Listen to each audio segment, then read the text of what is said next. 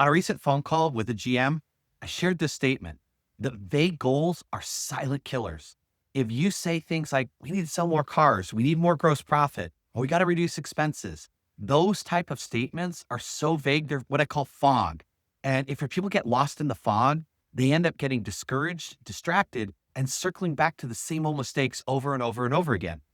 If your team is missing targets, it isn't because they don't care. It's because they can't see the target clearly. And fuzzy goals always make for bad aim. I'm Chris Hunsicker, and this is the Dealership War Room. Leadership fires, 7 minutes, built daily, fueled intentionally, and delivered relentlessly. And today, we're going to dive in to 3 questions that you need to ask so that you can increase the aim, target, and execution of your team. Success isn't about motivation, it's about precision. And the research is clear. Successful people don't just want more. They define it with absolute brutal clarity and track it relentlessly. Think about this. We need to sell more units. It's useless. But each rep needs to set 3 appointments, and I'm going to check back at 4:30 and make sure it's in there. Now that is command post leadership, and that is what moves the needle. And the second piece, you got to know exactly where you are. The best generals, they don't just give orders and stand up there and command. They know the map. They study the map. They know the clock and they understand the time, and they know exactly how far the troops have left to march. This is where you're bleeding time and energy. You're telling your team, go win, but you're not giving them a scoreboard. And this is where they start guessing, where they start drifting, and where you keep getting angrier. Clarity is the battlefield. And if you're not incredibly precise, very specific, then you're not leading, you're just wishing. Now let's get back to that GM I was talking to you about. In our coaching call, he started pushing back on me really hard about how he did understand goals and he understood how important it was to be specific. And he talked about SMART goals and how he's taught his team about SMART goals. I would say there are far more discussions about SMART goals than the actual execution around SMART goals. But the element of precision is so critical. So let me share with you what I call the precision goal grid. This is 3 simple steps that I guarantee you, if you put these 3 in, you're going to create absolute clarity around target and execution. If you miss any of these, you're going to create fuzzy targets, which, as you know, creates fuzzy aim. Number 1 is define the target. Make it specific. I mean, absolutely as specific as you can. I'm going to sell 5 cars this weekend versus we need to have a good weekend or we need to sell more cars. Number 2 is define the action. See, my GM was right. He is good at setting specific goals, and he was very good at being clear about what he needed. Where he was struggling was in this number 2. He didn't set specific actions. You have to turn the specific goal into specific actions, those behaviors that drive the goal, that produce the result. So I need you to call 15 unsold customers before noon. That's how we're going to sell 5 cars by the end of the weekend.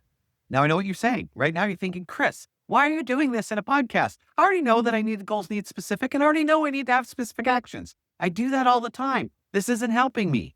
I know, because you haven't gotten to number 3. And number 3 is define the accountability, define the feedback. How are you going to circle back and measure it? So once you define the outcome, what's the goal that you want specifically? And you define the actions. What are the behaviors specifically? Now you need to define the measurement. And this is where I find even my best goal setters fall short. And this is the difference between elite execution and inconsistent execution, where you just get frustrated, pray, and hope a lot.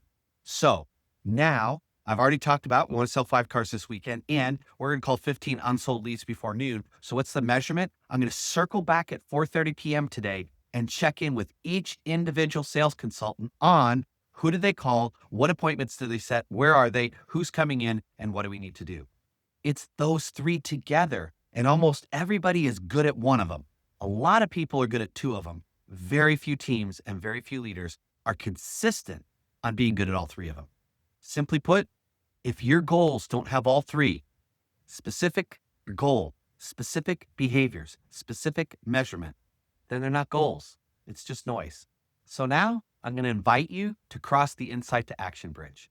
And what I want you to do is pick one KPI that really matters to you. Is it gross profit? Is it service retention? Is it CSI? Whatever it is that really matters, it's the number that you need to move right now. Today, this week, this month, this is the one that you need to move. Pick that number. Do you have that number in mind? Great. Now, what I want you to do is run it through the precision goal grid. What's the specific goal or outcome? What are the specific behaviors? And what is the specific check-in? So here's a power question I want you to use every time your team misses a goal. Ask yourself, and this is more about leadership accountability than it is follower accountability. So your team misses a goal, whatever that goal is. It could be for that day, it could be for that week, it could be for that month. But they've missed a goal. I want you to ask yourself, did they miss the goal because they just weren't committed? They just didn't really believe. They just really weren't all in. Or did they miss the goal because you weren't clear enough? Because there wasn't enough clarity around the goal, there wasn't enough clarity around the actions, and there wasn't enough consistency around the check-in. And I think what you're going to find is that there may be far more goals that are missed because of your leadership than are missed because of their followership. Think about it this way. Clarity wins battles, but confusion costs you everything. And that's why it's so devastating. There are so few examples where things tend to be all or nothing, and this is one of them.